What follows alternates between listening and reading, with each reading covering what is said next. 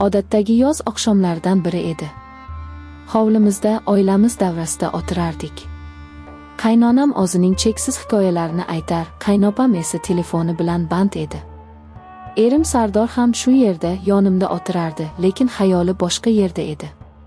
Ishdagi muammolar uni butunlay o'ziga tortib olgandi. Uning nigohi goh telefonga, goh yerga qadalardi. Uning borligi ham, yo'qligi ham bilinmasdi. Jasur qaynim bizdan sal narida o'tirardi. Uning diqqati bizda, oilaviy suhbatimizda edi. Men uning nigohini o'zimda his qilib turardim. Bu shunchaki qarindoshlik nigohi emasdi. Unda qandaydir iliqlik, tushunish va yana nimadir bor edi. Bu nimadirni anglashga qo'rqardim. Biz kamdan-kam gaplashardik, lekin har safar suhbatlashganimizda men uning dunyosiga sho'ng'ib ketardim. Uning fikrlari, orzulari, hayotga qarashlari menga juda yaqin edi. Erim Sardor esa u o'zining ishi va muammolari bilan yashardi. To'satdan qaynonamning ovozi xayollarimni buzdi. Voy, esdan chiqmasin, ertaga Oysara xolangnikiga borish kerak. Dorilarini olib borib berish kerak edi. Sardorjon bolam, ertaga vaqting bo'ladimi? Sardor telefondan boshini ko'tarmay javob berdi. Oyijon, ertaga ishim juda ko'p. Umuman vaqtim bo'lmaydi. Uning javobi qisqa va qat'iy edi. Qaynonamning yuzi biroz burishdi. Shu payt Jasurning ovozi eshitildi. Oyi, xavotir olmang. Men o'zim borib kelaman. Yangam bilan boramiz, zerikmayman ham. Uning bu taklifini kutmagandim. Hamma menga qaradi. Men nima deyishni bilmay qoldim. Erim Sardor bir zumga telefondan boshini ko'tarib menga va Jasurga qarab qo'ydi. Ha, yaxshi fikr. Borib kelinglar. Menga ham tinch bo'ladi. Uning bu so'zlari yuragimga sanchildi. Menga ham tinch bo'ladi. Demak, men uning uchun shunchaki bir muammo edim. Jasur menga qarab jilmaydi. Uning tabassumi shunchalik samimiy ediki, men rad eta olmadim.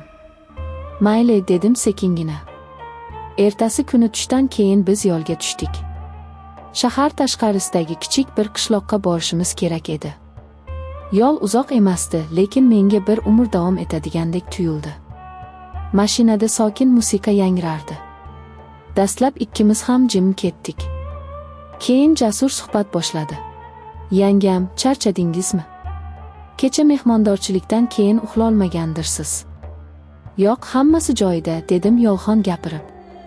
Aslida esa kechasi bilan Sardorning befarqligi haqida o'ylab chiqqandim.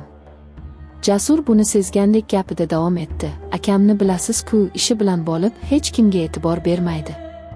Ba'zida o'ylab qolaman, u bu dunyoda nima uchun yashayapti? Faqat ish uchunmi? Uning bu so'zlari meni hayratda qoldirdi. U mening ichimdagi gaplarni aytayotgandek edi. Balki shundaydir, dedim xo'rsinib. Siz baxtlimisiz, yangi? Bu savol meni shoshirib qo'ydi. Men hech qachon o'zimga bu savolni bermagan edim. Men shunchaki yashardim.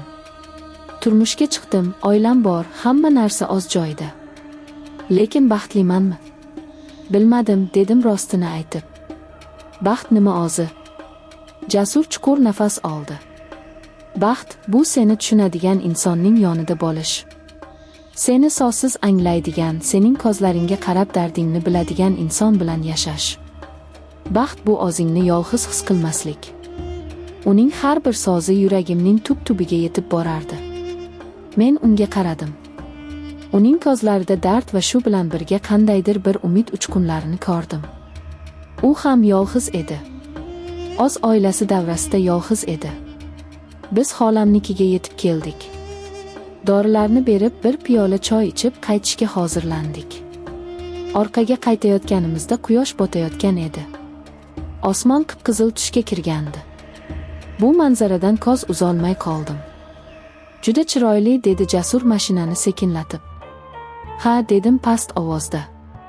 U to'satdan mashinani yo'l chetiga to'xtatdi. Biz baland bir tepalikda edik.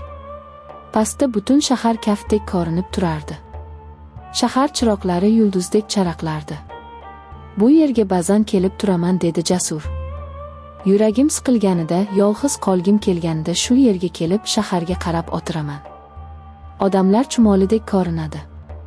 Har kimning o'z tashvishi, o'z hayoti bor. Lekin shu millionlab odamlar ichida seni tushunadigan bir dona inson topilmasa, bu juda qiyin. Biz mashinadan tushdik. Salqin shabada esardi. Men yengil ko'ylagimda biroz sovqotdim. Jasur buni sezib, o'zining yengil kurtkasini yechib yelkamga tashladi. Uning harakati shunchalik tabiiy ediki, men qarshilik qilmadim. Kurtkasidan uning atirining hidi kelardi. Bu hid meni mast qildi. Biz uzoq vaqt jim turdik. Sozlarga hojat yo'q edi. Biz bir-birimizni sozsiz tushunardik.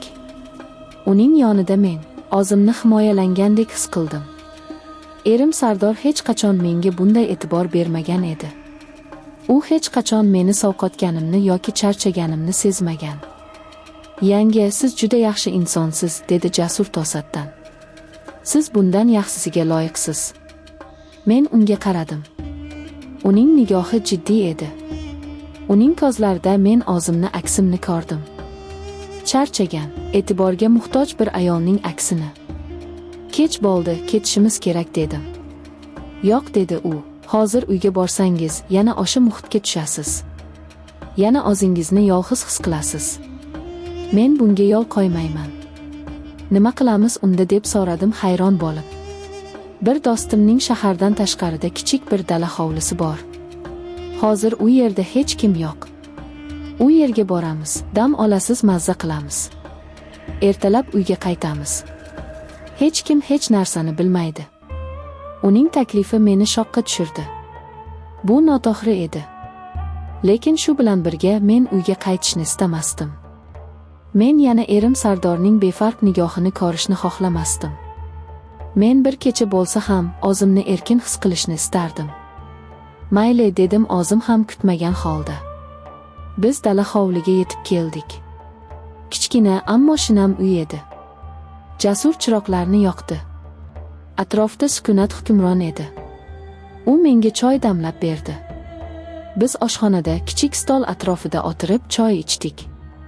"Bu yer sizga yoqdimi?" deb so'radi u. "Ha, juda tinch ekan. Sizga hozir tinchlik kerak." U o'rnidan turib yotoqxonaga kirib ketdi. Bir ozdan so'ng qaytib chiqib dedi, "Siz shu yerda dam oling.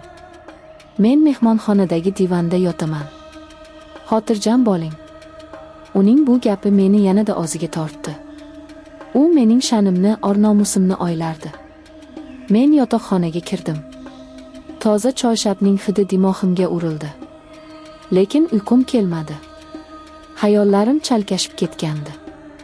Men nima qilayotganimni o'zim ham tushunmasdim. Bir tomondan vijdonim qiynalardi, ikkinchi tomondan esa yuragim bu yerdan ketishni istamasdi. Ancha vaqt o'tdi. Men uxlay olmadim. Sekin o'rnimdan turib mehmonxonaga chiqdim. Jasur divanda yotardi. U ham uxlamagan edi.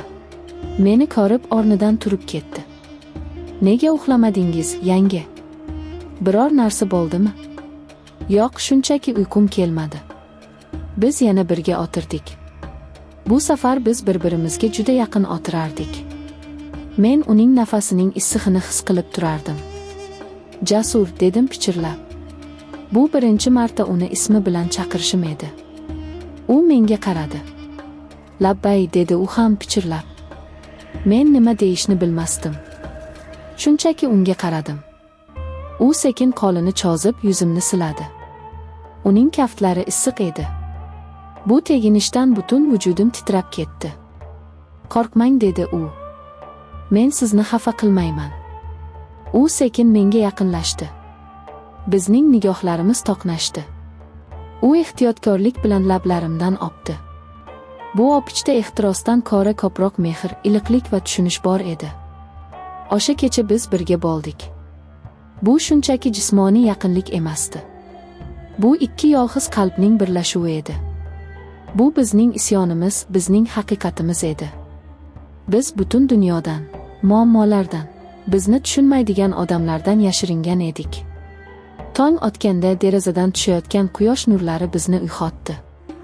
Men Jasurning bag'rida yotardim. O'zimni hech qachon bunchalik xotirjam va baxtli his qilmagan edim. U ham uyg'oq edi. Menga qarab jilmayib yotardi. "Xayrli tong, go'zalim", dedi u. Bu kecha mening hayotimni butunlay o'zgartirib yubordi. Men endi oldingidek bo'lolmasdim. Nima bo'lishini bilmasdim. Lekin bir narsani aniq bilardim, o'sha kecha men o'zimni topdim. O'zining baxti uchun kurashishga tayyor bo'lgan ayolni topdim. Bu tun mening tunim edi. Mening gunohim va mening haqiqatim.